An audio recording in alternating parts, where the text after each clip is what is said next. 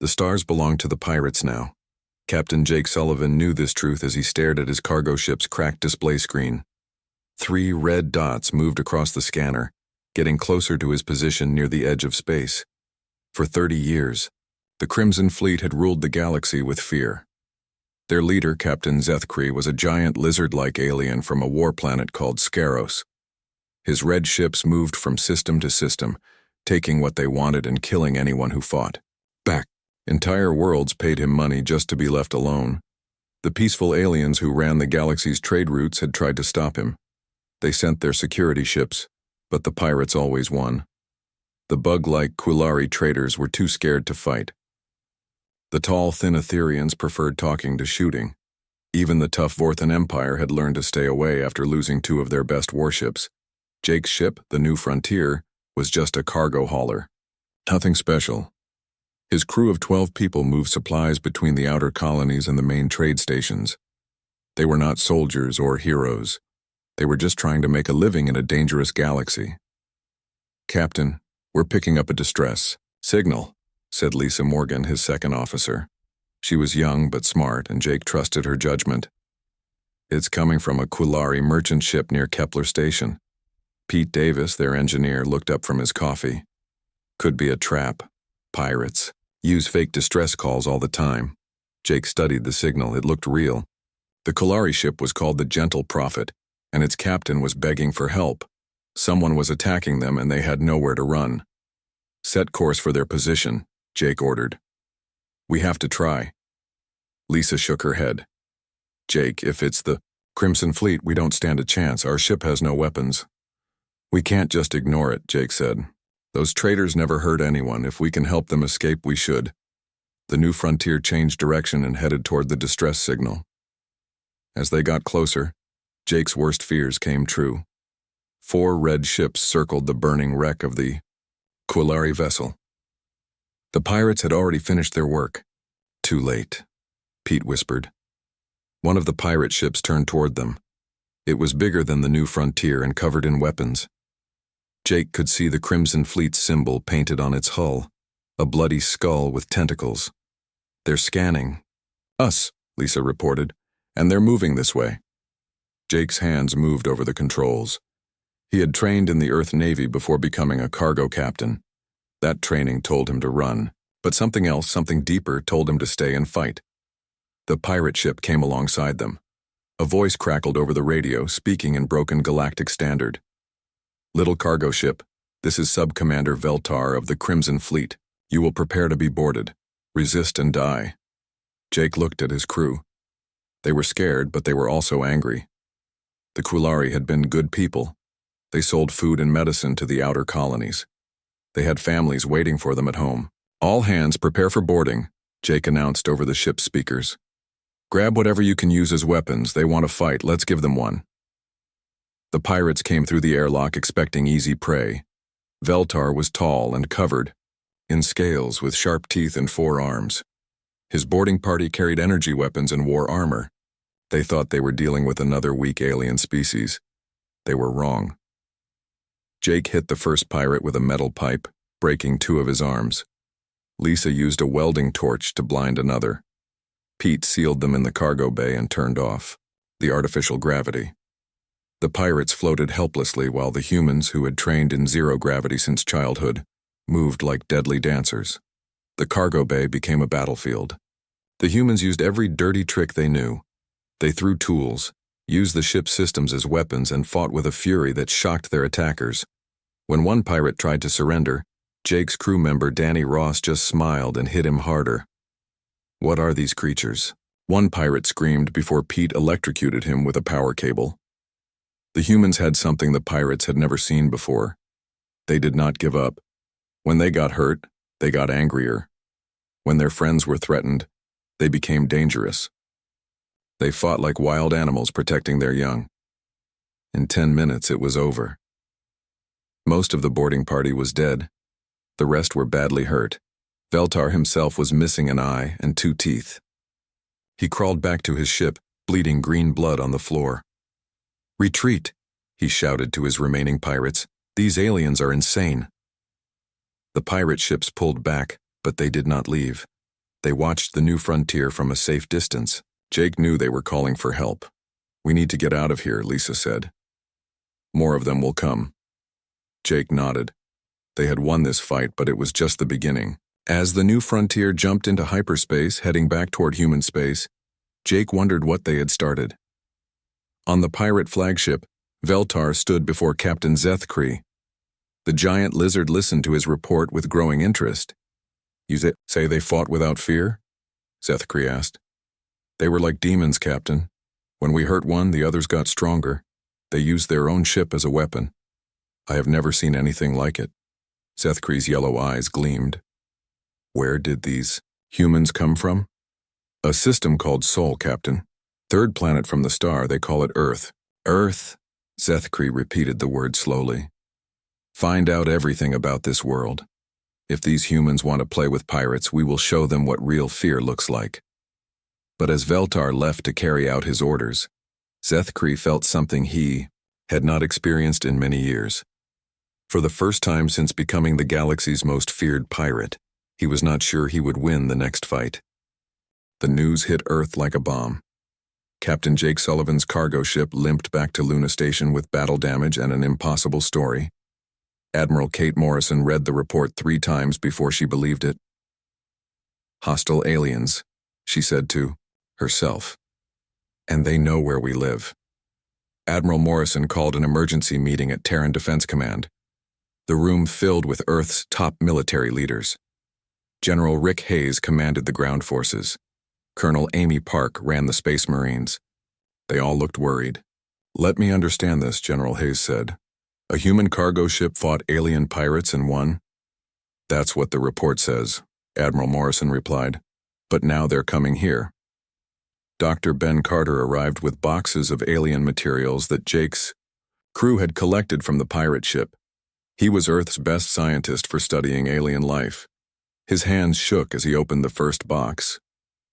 "This changes everything," Dr. Carter said, holding up a piece of alien armor. "Look how thin this is. And these weapons, they're designed for creatures much weaker than humans." He pulled out a data pad showing pictures of the aliens Jake had fought. The bug-like Quillari looked fragile. The tall Etherians seemed like they would break in a strong wind. Even the pirates themselves were not as tough as they appeared. "Their home worlds must be very different from Earth," Dr. Carter continued. "Lower gravity, thinner air, fewer dangerous animals. By their standards, we're monsters." Colonel Park picked up an alien weapon. It was so light she could hold it with one finger. "This is their military equipment? My grandmother could break this." "That's the point," Dr. Carter said. "We evolved on a death world. To them, Earth is like hell. We're too strong, too fast, too tough. We don't give up when we're hurt. We get angry instead." Admiral Morrison stood up. "How long do we have?" "Unknown," Dr. Carter replied. "But if I were them, I would want to finish us quickly." Meanwhile, in deep space, Captain Zethkree paced around his war room. His flagship, the Blood Talon, was the size of a small city. Around the table sat his most trusted officers. Korvac, his second in command, was even bigger than Zethkree.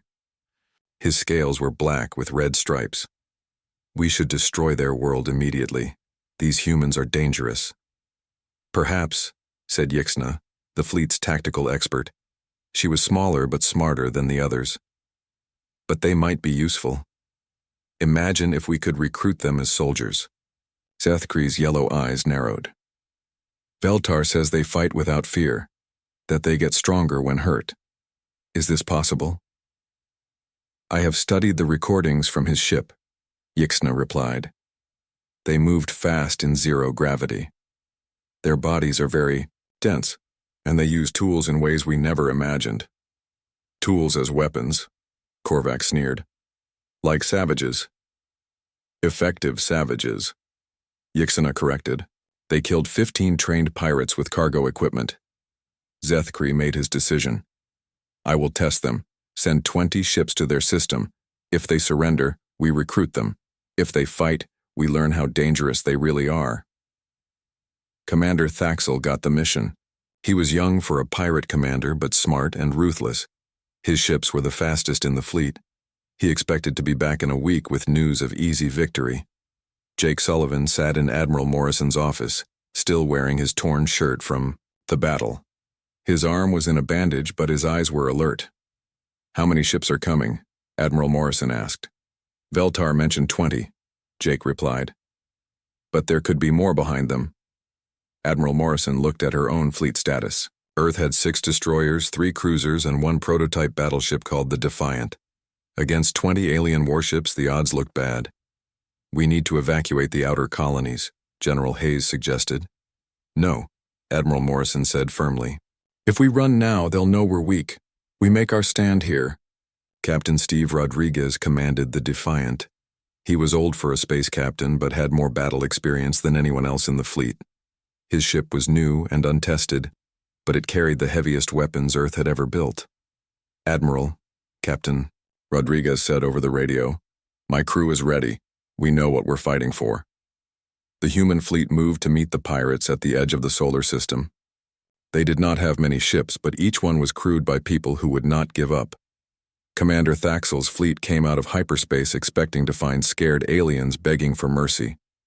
Instead, human ships immediately attacked. They did not demand surrender or try to negotiate. "They just started shooting. What are they doing?" Thaxel shouted. "We outnumber them 2-1. The human tactics made no sense to alien minds. When a destroyer was badly damaged, instead of retreating, it rammed a pirate cruiser. Both ships exploded, but the humans seemed happy to trade one ship for one. Captain Rodriguez saw his chance when 2 pirate ships got too close together. He ordered full power to engines and aimed the Defiant straight at them. His ship shook under enemy fire, but he did not change course. "Sir, we're going to crash," his navigator yelled. "That's the idea," Rodriguez replied calmly.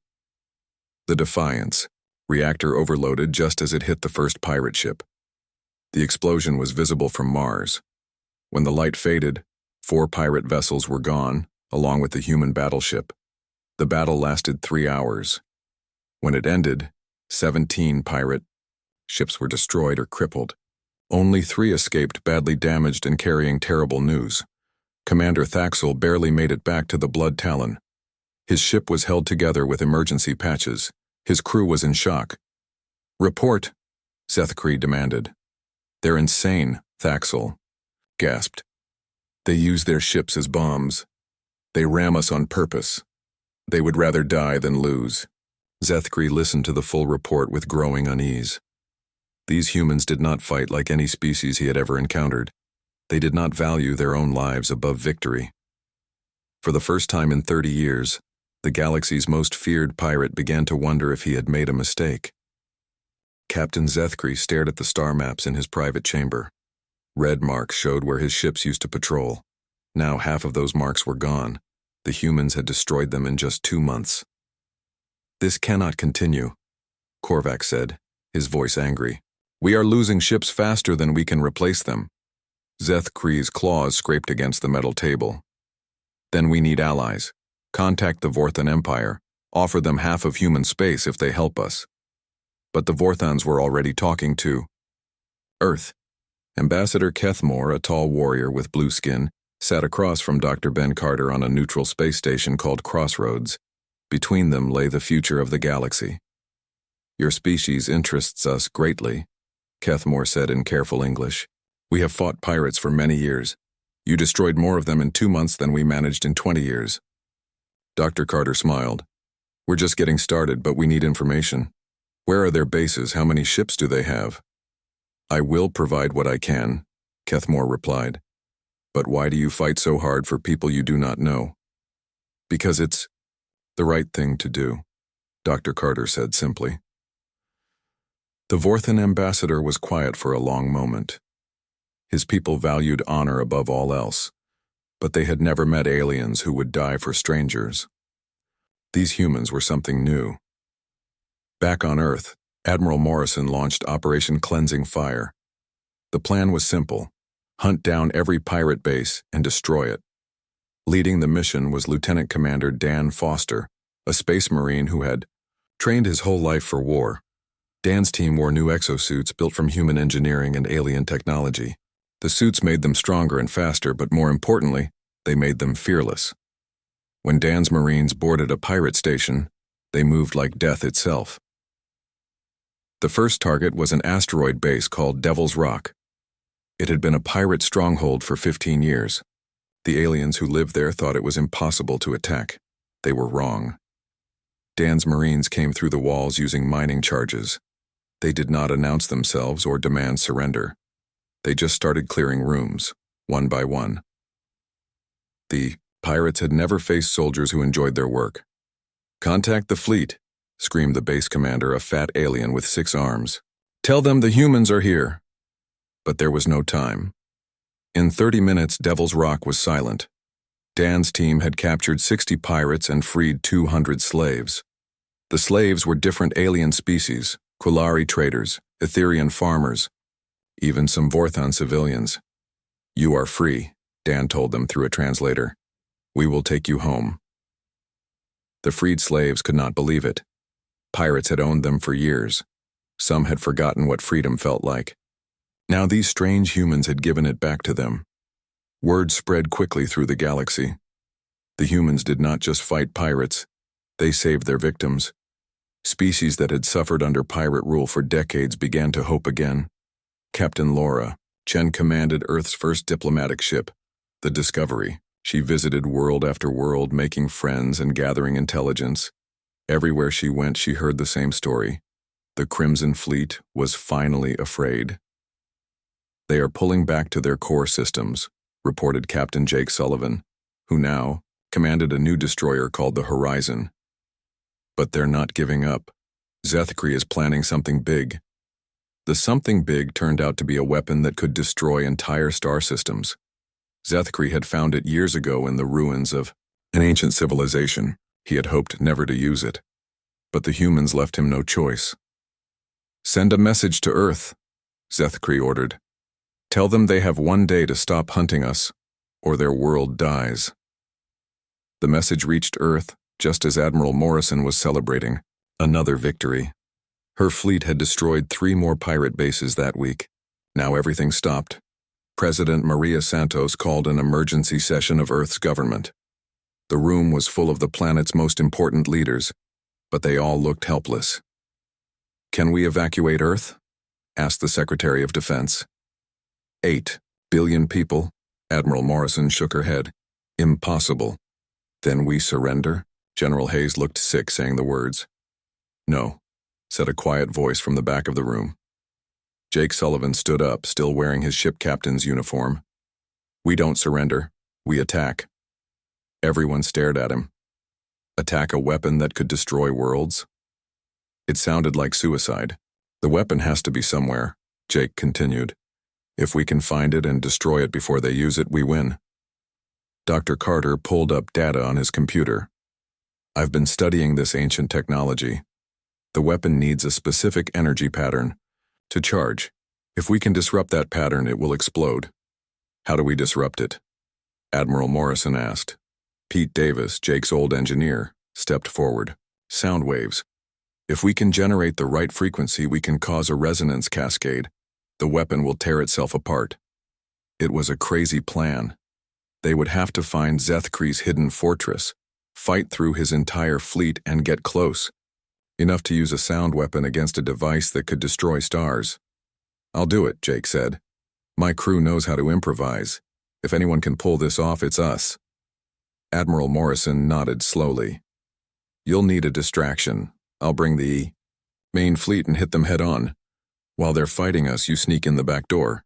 Lisa Morgan, now Jake's second officer on the Horizon, checked their supplies. "We have enough parts to build Pete's sound weapon, but we'll only get 1 shot." "1 shot is all we need," Jake replied. As Earth's fleet prepared for the final battle, something unexpected happened. Ships began arriving from across the galaxy. Vorthon warships, Quillari medical vessels, even small Etherian scouts, all coming to help humanity fight the pirates. Kethamore contacted Admiral Morrison directly. "We cannot let you face this alone. You fought for us when no one else would. Now we fight for you." For the first time since the crisis began, Admiral Morrison smiled. The humans had made friends, real friends who would risk everything to help them. Zethkri watched the growing fleet on his sensors and felt something he had not experienced in 50 years. Doubt. These humans had done the impossible. They had united the galaxy against him. "Charge the weapon," he ordered. "If we cannot rule, then let everything burn." But as his ancient doomsday device began to power up, human ships were already moving through the darkness toward his hidden fortress. The final battle was about to begin. The final battle began at dawn on Mars. Admiral Morrison's fleet faced the largest pirate armada ever assembled. 200 red ships filled space like angry stars, while behind them lurked Zethkri's fortress, the Dread Star. "All ships, this is Admiral Morrison." Her voice carried across the fleet radio. "Today we end 30 years of terror. For Earth, for our allies, for everyone who ever suffered under pirate rule. Attack!" The human fleet charged forward. Destroyers and cruisers opened fire with everything they had. The new carrier Vengeance, commanded by Captain Nina Rodriguez, launched squadrons of fighters piloted by humans who had trained their whole lives for this moment. The pirate fleet was bigger, but the humans fought smarter. Their ships moved in patterns the aliens could not predict. When a human fighter was outnumbered instead of running, the pilot would ram the nearest enemy ship. "They're insane!" screamed one pirate captain before his ship exploded. But while the main battle raged, Captain Jake Sullivan's ship Horizon slipped through the chaos toward the Dread Star. His mission was simple: get inside the fortress and destroy the doomsday weapon before it could fire. Lisa Morgan studied the fortress on her scanner. "It's huge, Jake. How do we even get inside?" Pete Davis pointed to a weak spot in the structure. "There. That's a waste disposal port. If we can blow it open, we can get in." The Horizon dodged through the battle, using destroyed ships as cover. Enemy fire sparked off their hull, but Jake kept flying toward their target. His crew had been with him since the beginning. They trusted him completely. Inside the Dread Star, Zethkri watched his fleet fight the humans. Even with superior numbers, his ships were losing. These Deathworlders fought like devils, turning every battle into a suicide mission. "Status of the weapon?" he demanded. "Charging at 60%, replied his technician. "We need 10 more minutes." "We may not have 10 minutes, Korvac said, pointing at the tactical display. "The humans are breaking through our lines." Zethkri's yellow eyes burned with fury. "Then we fire early. Destroying half their fleet is better than losing everything." The Horizon reached the fortress just as alarms began screaming throughout the massive structure. Pete's explosive charges blew open the waste-port, and Jake flew his ship inside the fortress like threading a needle. They crashed in a maintenance bay, the ship's hull groaning from impact damage. Jake's crew grabbed their weapons and headed for the door. They had studied the fortress plans during the flight. The weapon was 6 levels down, in the heart of the structure. "Stay together," Jake ordered. "We get one chance at this." They fought through corridors filled with pirates. The aliens were tough, but the humans were tougher. Lisa used her engineering knowledge to overload power systems, creating explosions that cleared their path. Pete carried the sonic disruptor they had built, the device that could destroy the doomsday weapon. Danny Ross, who had been with Jake since the cargo ship days, took point with a captured alien rifle. "Just like old times, Captain," he grinned, shooting down 2 pirates who tried to block their way. The fortress shook as the main battle continued outside. Through the viewports, Jake could see human and alien ships locked in deadly combat. The carrier Vengeance was burning but still launching fighters. A Vorthon cruiser rammed 3 pirate ships, destroying them all. "The weapon chamber is just ahead," Lisa called out, checking her scanner. They burst through the final door to find a room the size of a football field. In the center sat the ancient weapon, a crystal structure that pulsed with deadly energy. Around it worked dozens of pirate technicians, preparing for the shot that would destroy Earth. "Stop them!" Jake shouted. The battle in the weapon chamber was brutal and quick. The humans had surprise on their side, but the pirates had numbers. Jake fought hand-to-hand with aliens twice his size, using his superior reflexes and pain tolerance to stay alive. Lisa died saving Pete's life, throwing herself between him and a pirate's energy blast. Her sacrifice gave Pete the seconds he needed to reach the weapon's control panel. "The sonic disruptor is ready," Pete yelled over the sound of battle. "But I need to get closer." Jake and Danny cleared a path through the remaining pirates. Pete ran forward, clutching the device that represented Earth's last hope. As he reached the weapon, alarms began screaming even louder. "Weapon at 90% charge," announced the Fortress computer, "firing in 60 seconds. Pete activated the sonic disruptor. Sound waves filled the chamber, creating a frequency that made the ancient crystal weapon vibrate. Cracks appeared in its surface as the resonance cascade began. "What have you done?" roared a voice from the chamber entrance. Captain Zethkri stood in the doorway, his massive form blocking the exit. The pirate leader was 8 feet tall and covered in battle scars. His eyes burned with 50 years of rage. "You have destroyed everything I built," Zethkri snarled. "I challenge you to single combat, human. By the ancient laws of space, winner takes all." Jake looked at his remaining crew. Danny was badly wounded. Pete was still working on the weapon. If Jake refused the challenge, Zethkri would kill them all. "I accept," Jake said simply. The fight was not fair. Zethkri was bigger, stronger, and had razor-sharp claws that could cut through metal. But Jake had something the pirate captain did not understand. He had people depending on him. Every time Zethkri knocked him down, Jake got back up. Every cut, every broken bone just made him more determined. He fought with the fury of someone protecting his family, his world, his species. "Why won't you die?" Zethkri gasped as Jake landed another blow. "Because giving up isn't human," Jake replied, hitting him again. The ancient weapon was shaking itself apart now. Pete's sonic disruptor had worked perfectly. Cracks spread across the crystal structure like a spider web. Zethkri saw his ultimate weapon destroying itself and made one last desperate attack. But Jake was ready. He caught the pirate captain's claws with his bare hands and held on, even as they cut deep into his palms. "This is for everyone you killed," Jake said, and broke Zethkri's neck. The weapon exploded in a cascade of light and sound. The fortress began tearing itself apart as the ancient technology died. Jake grabbed his wounded crew and ran for their ship. They barely escaped as the Dread Star collapsed into cosmic dust. Without their leader and their ultimate weapon, the remaining pirates surrendered or fled. The 30-year reign of terror was over. 6 months later, Captain Jake Sullivan stood before the Galactic Council as Earth's first ambassador. Representatives from dozens of worlds had come to thank humanity for their sacrifice. "You have given us something we thought was lost forever," said Ambassador Kethmore. "Hope." Jake smiled, thinking of Lisa and all the others who had died to make this moment possible. "We're just getting started," he said. "The galaxy is finally safe." In the Outer Rim, where pirates once ruled through fear, merchant ships now traveled under the protection of human patrol vessels. The Deathworlders had kept their promise. They stood guard so others could live in peace.